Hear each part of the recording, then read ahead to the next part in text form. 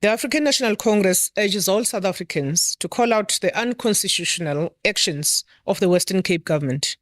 It is alarming to see that the Western Cape has embraced the ideologies of right-wing factions and has positioned itself as a supporter of the old apartheid regime, which never advocated for a unified state or a constitutional state as outlined in the Freedom Charter adopted in 1955 by the people of South Africa under the leadership of the ANC.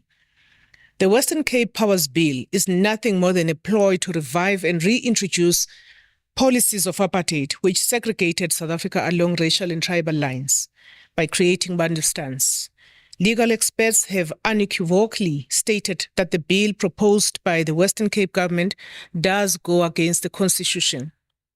According to legal advice received by the ANC, the bill is in direct violation of the Constitution, as the Western Cape Provincial Legislature lacks the legislative authority or constitutional mandate to develop, propose, and enact such a bill. The bill lacks any constitutional basis to justify its legislative authority, rendering it illegitimate and invalid. Based on these 2 points alone, it is evident that the conduct of the Western Cape government, and by extension, the Democratic Alliance, not only contradicts the Constitution, but also undermines the principles embedded in our Constitution. Despite receiving this compelling legal advice from the provincial legislators' own legal advisors, the Western Cape government has chosen to persist with its unconstitutional agenda by conducting public hearings.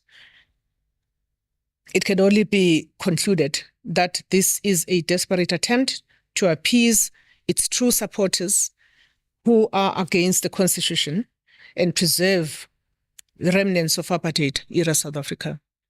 The ANC stands firm in its commitments to a unified and constitutional South Africa. We urge the people of the Western Cape to rise up and reject the Western Cape Powers Bill and align itself with the principles of our time-tested Constitution for the betterment of all its citizens.